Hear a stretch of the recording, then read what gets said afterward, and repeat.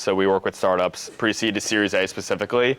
We work with everything from product strategy, UX UI design, and mostly software engineering. And we pretty much work with any industry besides D2C and e-commerce. Our companies have raised $55 million in VC capital and have worked with like Layer Heplu, Graycroft, Techstars, different accelerators like that. So awesome. That's awesome. Let's go back pre-OneSeven. What was your entrepreneurial journey like before that led you to where you are now? Yeah, so I dropped out of college when I was 19 to build an ed tech app. And long story short, that failed pretty miserably, but I was non-technical at the time. And I raised $30K in friends and family, and then I pieced together like $20K from working like weird jobs, like knocking down houses in Paterson, New Jersey. That was a fun one. And then I had to figure out who could do the technical side of the application while I was doing like the sales and marketing and stuff. So I outsourced overseas. My options were obviously like I'm from New Jersey, so a New York agency was quoting me at like $350K for this MVP. Yeah, it was crazy because that's not an MVP. You're like, that's my whole funding round. Yeah, exactly. Here it is. And then they suggested a technical CTO, didn't have that, so I outsourced overseas and I scoped this, React Native app. I got a C# application back, and all these API integrations that I scoped didn't work, but they kept charging me like $7,000 for all these different integrations. So I pretty much ran out of time and money. Went to a boot camp. It's not around anymore, but it was called New York Code and Design Academy. So big boot camp guy. I love boot camps. Became a Ruby on Rails developer and started freelancing around New York, helping other startup founders, and that's kind of how OneSeven became a thing. That's awesome. That's amazing. I love that entrepreneurial journey. What was one of the biggest takeaways that you learned from going through starting that company and then having it not work out? If you are kind of reflecting back, were there a couple key decisions or key problems in the business, or what were some of the takeaways? Yeah, I realized how important project management is. I was not qualified to manage that project in any way, shape, or form. And so I realized how important or how easily scope creep can happen, or how things can just kind of spiral out of control. Communication is really important in startup world. You're moving really, really fast. So the different time zones thing is not, it does not work, at least for me. I've never experienced a project that works well that way. So, because by the time you get a comment or feedback back to the engineer, they're a day ahead. And by the time they implement it, it's 2 days ahead. So it's you're kind of just always missing each other, it feels like. And so, yeah, project management's really important. I always suggest somebody has a project manager on their team, even if they outsource and stuff. So awesome. Okay, that's good. That's something that I feel like no startup founder is thinking about. They're they know they need it, they know they want it, but they're we can't afford it or whatever, and we're using my Apple Notes thing to manage the company. And you just get a simple Scrum certification. It's pretty not easy, but it's anyone can get a certification. So yeah, let's talk about Scrum. Let's dive into product management. Sure. What is some of the techniques people should know about, and maybe let's dive into Scrum. Yeah, there's a couple methodologies for project management. We follow true Agile. So there's Kanban, there's other different types. A lot of people operate Waterfall, which is more project-based work where you just have a start date and an end date. We follow Agile, so we operate in 2-week sprints, and we find that really works because it's iterative, and it's a lot of what you kind of preached earlier, which is allowing user interviews and feedback and changes to happen on the fly. So I could break down the sprint cycle if that's helpful. Okay, yeah. That'd be great. So for a 2-week sprint, what we always recommend is that first Monday is refining the backlog. So you're doing all the sprint planning, you're going through the backlog, you're prioritizing different tasks for that 2-week cycle. And then from there, we kind of just let the engineers go for about 8 days. So they should start building. And then the second Thursday, so you go through that whole rest of the week, they're building. And then that second week, you stop at Thursday. And for us, since we're always presenting to stakeholders and stuff, we're doing demos. But it's still if you're an engineer and you have a CEO or somebody maybe who's not in the day-to-day sprint, you can present to them then what you worked on, visually on a dev environment or staging environment or something like that. And then you, after that, you make some adjustments. You do some QA, obviously, from that Wednesday on. And then Friday you do a retrospective. So you go over like what went well, what didn't go well, and improvements for the next sprint. You do a little bit of refinement on that Friday, and then the next Monday you cycle it all over again. That's awesome. Yeah, I think that's kind of like the 2-week sprint's pretty standard as like a best practice, right? Yeah, I think that's something as you start to work with engineers and get on that cadence, it helps align your company to this kind of motion, especially as a startup. It's like, talk with some people today in office hours, they're like, I feel like I lost momentum, the holiday, I don't know what's going on, I have like 20 different projects in my head. But if you abide by this system, you're always making improvements and making changes and making progress versus like, I'm going to work all weekend because I have a free weekend of no social plans, and I'm going to work, and then I'm going to burn out, and then I don't know what to do, and I worked on the wrong thing that doesn't even map to what we're trying to do. So a great example would probably be like this 4th of July that just happened on a Tuesday, right? Yeah. You still got to ship that second Thursday, so like doesn't matter, make up that work somehow. You know what I mean? So like the sprint cycle, having 2 weeks is a really good structure. So even if you have a day off randomly in the middle, you're still accountable to ship something by that second Thursday. Yeah. The other thing I love is having a demo day, even if it's just you and your co-founder. Hopefully you should have some structure, whether it's a full sprint, even if it's just you and your co-founder, like still have some type of project management where we are going to figure out what we're going to do. We're going to assign responsibility, and then we're going to prove that we've done it and showcase, the effort. It seems like if it's just two of you, that demos don't make sense because you're like, oh, I've been talking to you all week, whatever. But so many things come out in that. We're like, oh, I thought that was actually going to be way more like that. Why'd you do it like that? But if you don't have that demo, then you're 6 weeks down the line, and your co-founder's like, wait, we're way off from what I was thinking, and you get conflict and all that stuff. So I think even if your company's small, just 2 people right now, it still is kind of like, I don't know, it's almost like working out or hygiene. Like it's just do it, and it's just something you get in the habit of doing, and you lay that foundation, because next thing you know, you're going to raise capital and add 3 more people, and if you have no cadence as a leader, you're going to be kind of scrambling, and everyone's going to be like, what's going on, dude? What are you doing? Yeah. It's a really great routine, right? So everyone can follow it. Everyone knows what's going on. The whole company kind of runs around it. So I agree. That's awesome. What other kind of project, maybe like development styles or strategies are there outside of? Yeah, there's Kanban. Our support teams like to run Kanban, so that's a little bit more of like hot fixes. So once maybe a customer finds a bug and it's like detrimental to the app, I mean, that's a hot fix. So that's taking the ticket down as it comes in, prioritizing it, fixing it, and then pushing it again. So there's that. And then lastly was waterfall, again, more project based. But Kanban and Agile are the 2 that we like to run. So Agile, again, you're kind of agreeing what you're building for the 2 weeks.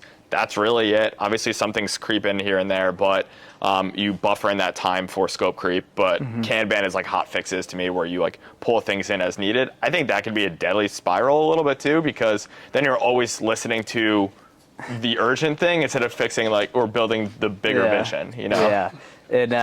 In one of the startups, I was really early, and we just did a Kanban of every feature. And it was like every Monday, the CEO and CTO would just fight about which feature was more important, and it was like nonstop. So we didn't have this kind of progressive sprint style that was getting to bigger features. It was just like the CEO would wake up and be like, I just, one of the investors said this needs to be fixed. And the CTO was like, no, that's going to take 2 weeks. He's like, oh, we got to fix it, versus whatever. So it never ends too when you do that. I think a huge part of the sprint cycle or whatever project management kind of style you're using is kind of like that PRD, or agreeing and labeling and defining what features are. So even with a Kanban, like you have to write on a Kanban board, right? Everybody, it's like the columns, like in progress, done, all this stuff. So if you're using that or whatever you're using to document your features, you have to write out user login, and then underneath that, what are the exact things that this feature is going to do.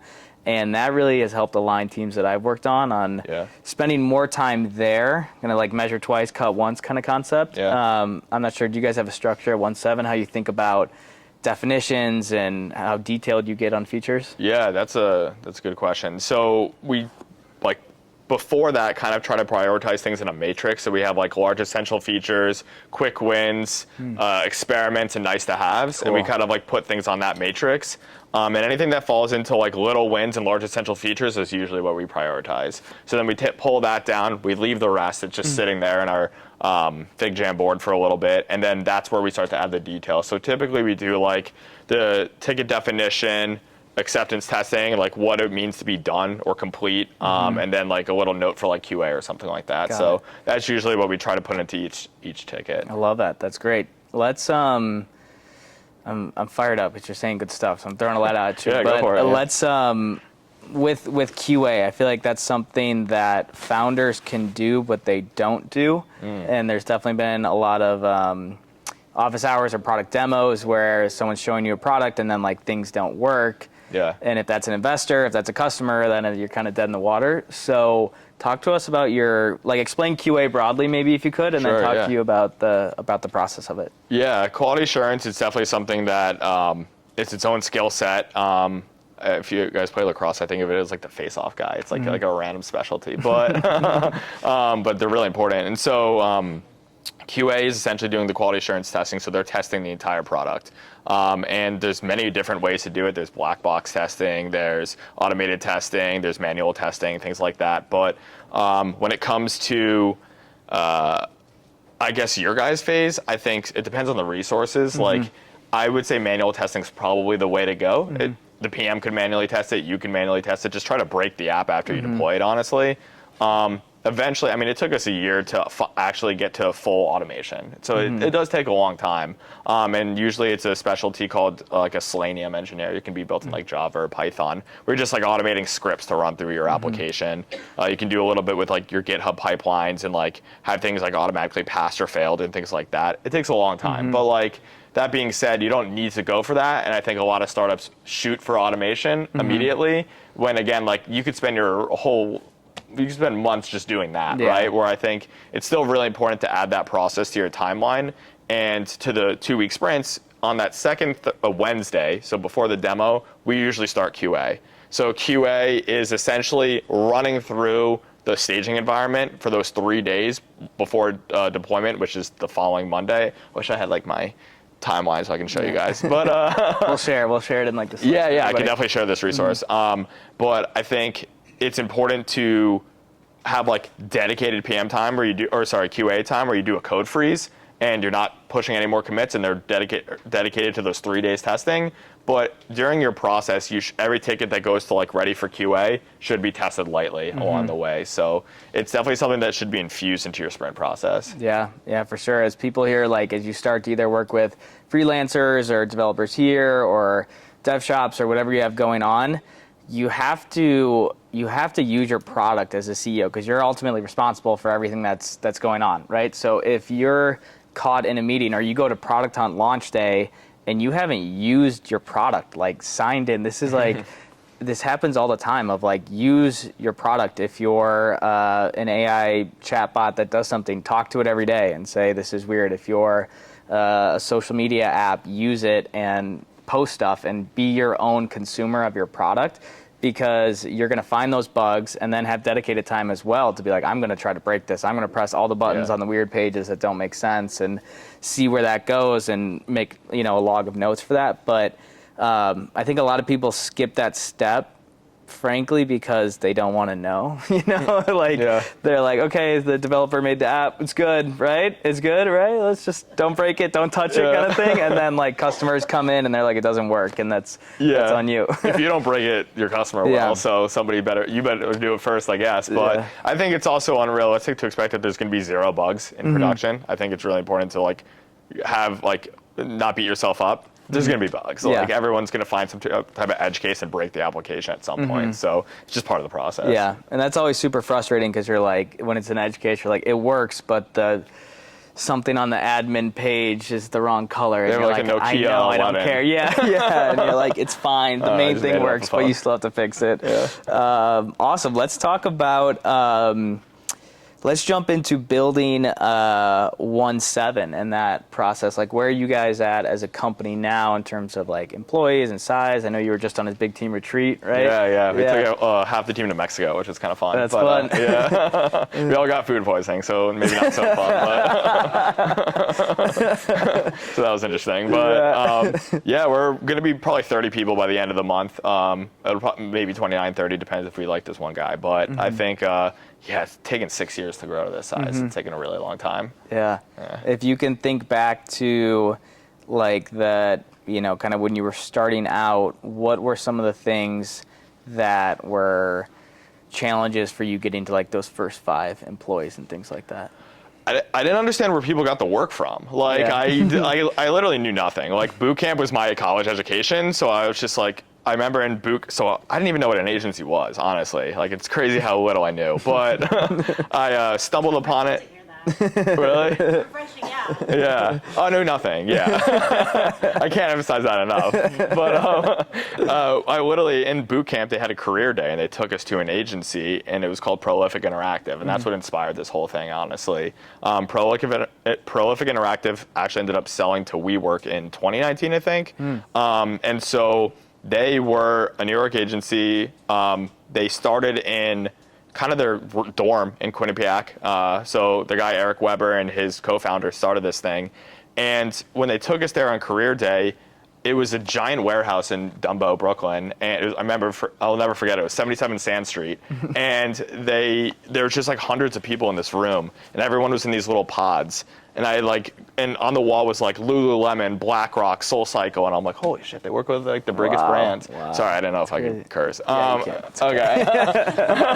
And I was like, what is this? And so I remember like they brought in a PM to like tell us a little bit about them, and this woman was telling me what she does, and I was like such a jerk, but I'm like, how much do you make? And she just goes like 70,000. I'm like, you make 70,000, you don't even code? Like, what is going on? So I was like fascinated with this like pod structure that they had in there, and they had dedicated teams for companies, and I was like, wow, this is incredible. So I saw that, and I was like, that's what I'm going to build. And I didn't, again, understand how they got those projects, though. Yeah. So I think that was the biggest thing that I had to learn the real hard way, was like, where are people getting projects? I realized, at least for me, it's relationship based. Like, it took a long time to figure that out, but that was the biggest hurdle, I would say. It's like the work wasn't coming in, but as soon as the work came in, we hired with the demand. Okay. Yeah, a little bit different than your previous startup, the one you raised at $300K for, which was more of like, you said it was an app, right? 30K, yeah. 30K, yeah. So that one,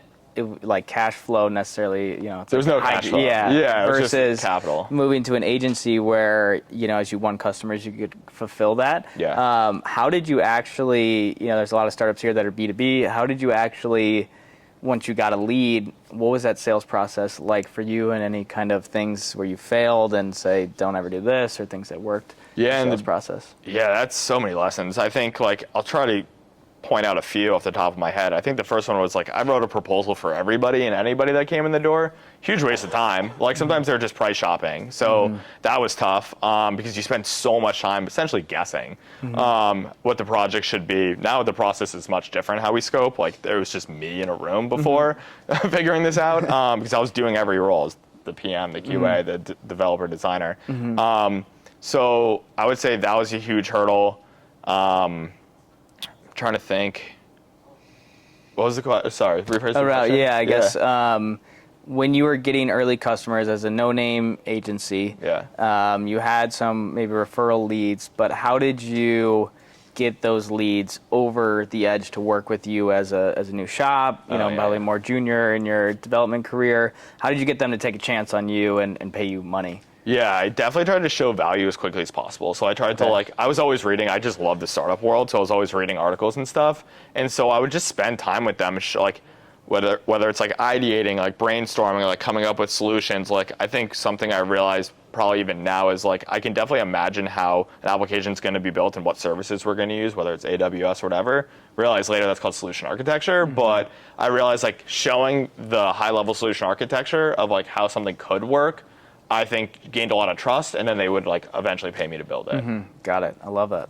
Yeah. What do you think founders should do now, like coming in to build their summer? We were kind of, saying, hey, you should start to think about, your solution architecture. What what languages do you need? What structure? What APIs? What backend? All this stuff. And obviously, as a lot of people are non-technical and have no idea. Yeah. Where do you go to get some of that information when you were starting out? Sounds like you were just kind of self-taught. Self-taught, Googling, asking friends. Yeah. I mean, Eric, the one who started Prolific, ended up becoming like a mentor of mine. So he was a great resource to bounce ideas off of and stuff. But I would say like Google, I lived on Stack Overflow. That was a great resource. I really also studied like what development communities were thriving. So like when I started, I became a Ruby on Rails developer. That has, the JavaScript community has like grown 8 times the Ruby on Rails community. So like watching where the languages that are like popping up each year, like Vue was huge. Now Vue ducked down a little bit. Like I think it's important to figure out like what's trendy, because if you guys are going to recruit or hire or whatever, or build it yourself, I would say build in a language that's very common, because you're gonna have a much easier time staffing and recruiting, and it's gonna be a lot more affordable. Like now, because Ruby on Rails engineers are harder to find, what I'm starting to notice is they're more expensive, right? So if you have a legacy product built in Rails, you're going to have to pay probably top dollar at some point very soon. So I would say the JavaScript community is a great community to work with, to build on top of in any JavaScript framework, really. That's awesome. I love that. Let's, I guess before we jump, we have a ton of builders in the room as well that are software engineers and recent bootcamp grads and things like that. How do they find those communities and get plugged in, whether it's JavaScript or Ruby or whatever the hot thing is at the time? How do they get in that culture and a part of that community? I would say like join a group, like Slack group's huge. There's also different engineering, like meetups. I did a cool one in Coral Gables. I forget what it was called. It might have been like Engineers and Coffee or something like that. I don't know. I'll try to send you the Eventbrite page or something. But that was I just like to be around builders, and I think like being around other builders, you'll naturally start to learn something. Like I learned a little bit about some type of database they were using, and a little bit of like why they picked this architecture or whatever. So I would say Slack groups, go to meetups. Honestly, Slack groups has probably been the best for me. Slack groups, awesome. Sounds good. So as you got those first customers, you started hiring developers to do the work that you were then selling, right? And building the company.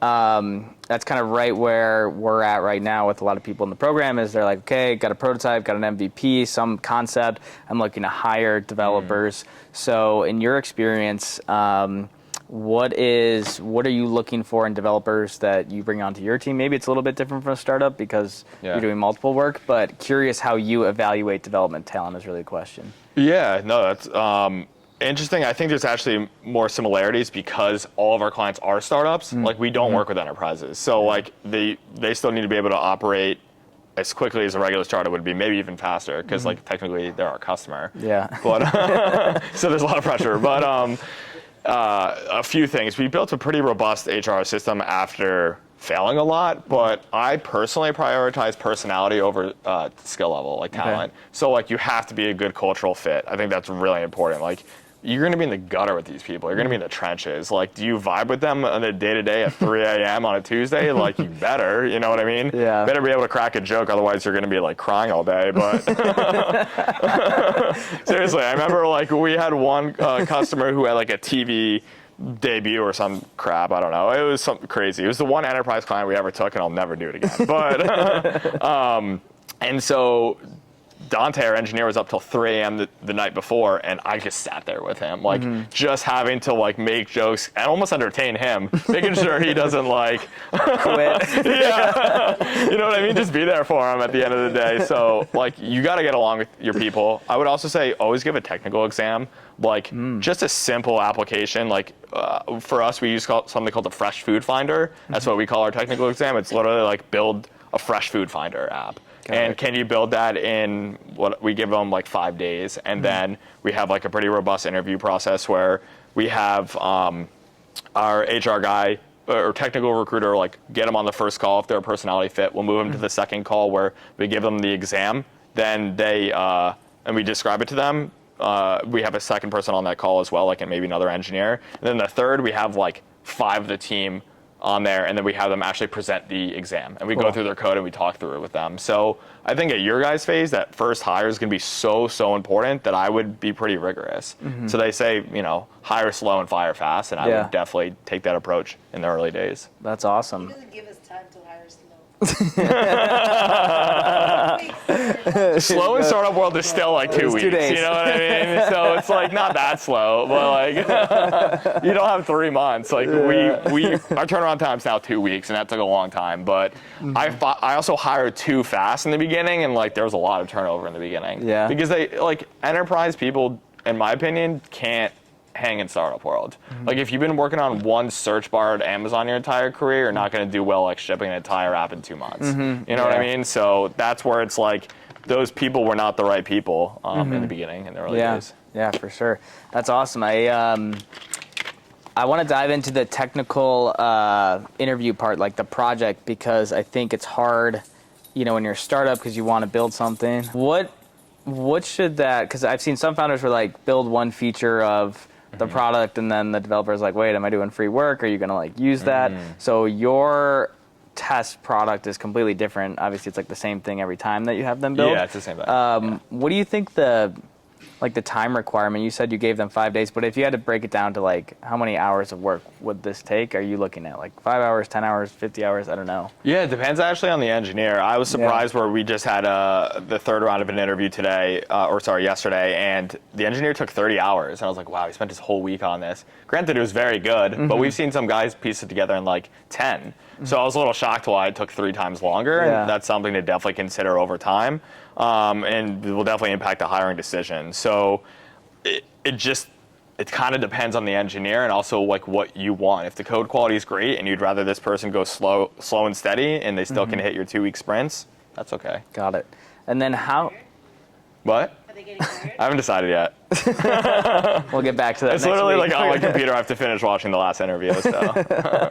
How do you suggest obviously you're technical and have the expertise to go through the code and all those things. How do you think a founder, like I'm not technical, and if I had said someone, hey, can you build this app, and if it worked, I would be like, okay, it worked. How do you think someone like me could understand better if it's good, I guess, or if it's the right thing or the right languages?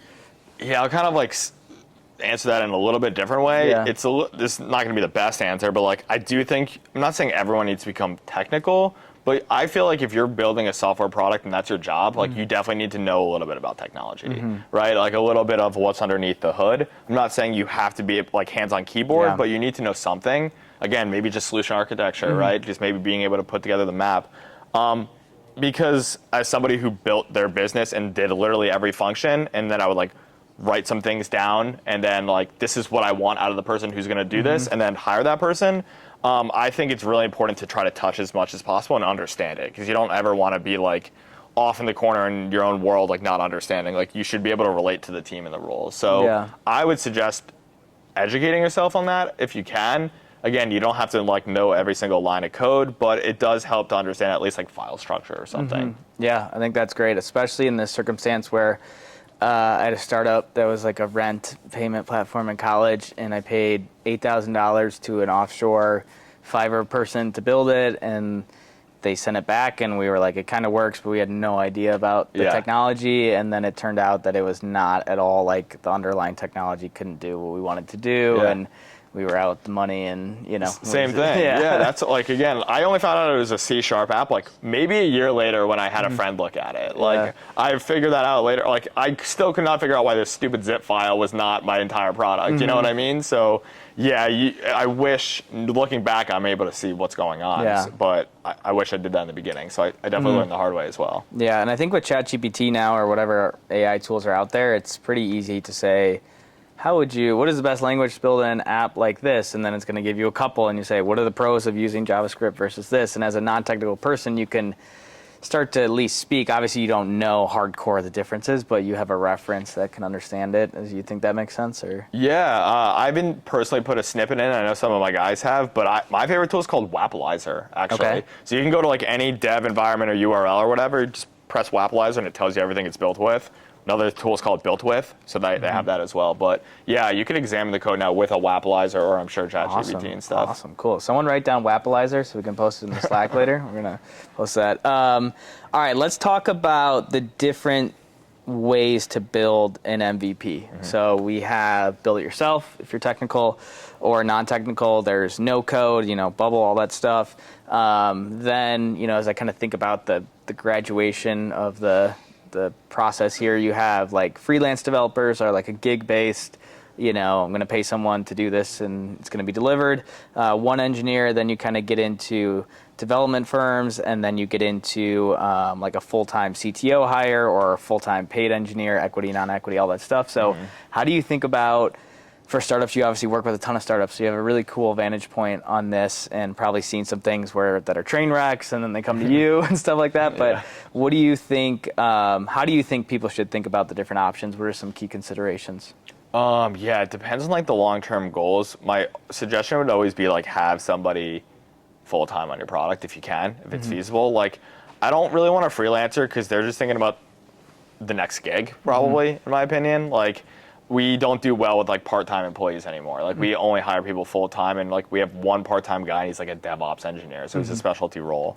And that's because I want somebody like obsessing over their work every day, like their product. And if you're working full-time, even if it's like you're working a regular job with a good salary to pay this person who's working on it full-time or whatever, I want them thinking about everything because they're going to go the extra mile. When you do like the freelancer stuff, it ends up typically being like that waterfall approach, like hard deadlines, start and stop. Like they're not, in my opinion, always going to go the extra mile. Like there's always people who are the edge case, right? I'm just talking about kind of like more general experiences. So yeah, I would always try to get a dedicated resource on it. If you can get a technical CTO, amazing. But like it's really hard to do that. It's like, like the show Silicon Valley's like kind of unrealistic. It's not every product's like Twitch where you have like 5 Yale guys like in a room or whatever. They're brilliant, and that's rare. I think now with the remote work though, you can find resources all around the world who'd be willing to work on it full time. That's awesome. And then what about with what you do, a development shop? Like when is that the right fit? Yeah, I mean, I might talk myself out of some business with this one, but I always think you should have technical people on your team, like in-house. Like the best projects we have, we're not replacing the team, like we're supplementing the team, and like maybe like where there's a skills gap. So like I always suggest you have a CTO, maybe a director of engineering, or at least like a project or product manager on your side who's like portraying the vision of the founder or CEO or whatever, right? And then we plug into them. Like we typically come in to fill some type of skills gap. Like maybe it's a front end engineer and the CTO. They need us for like back end QA, PM, DevOps, and we'll come in with the rest of the pod. Got it. Okay, awesome. I would just add, I think, just speaking with a lot of founders here in office hours and stuff, don't be if someone has a job and they're happy or seemingly happy in that job, don't be afraid to still recruit them. Like recruiting is different than hiring. Recruiting is like, I want this person, like you said, like I like your skill sets, we work well together, I want you to join my company, and what's it going to take, versus like hiring of who's looking for a job and let me look through that. And I think in my experience, like the best hires I've had and been around is like people know the person and they're like, what's it going to take? And then you go achieve that and you're like, we got it. Okay, so come work for us. Yeah, you have to prove to them because the best talent's employed, honestly. You know what I mean? Like they're not sitting on the bench or like we're waiting to be, they're employed. So like you have to like actively show them that you can do what you say you're going to do. And it took a few years to do that. Yeah, awesome. Cool. All right. Well, I think it's 8:30, so let's wrap it up. Let's clap it up one more time for James. Thank you so much, man. Appreciate it. Appreciate it so much. Appreciate that. Awesome.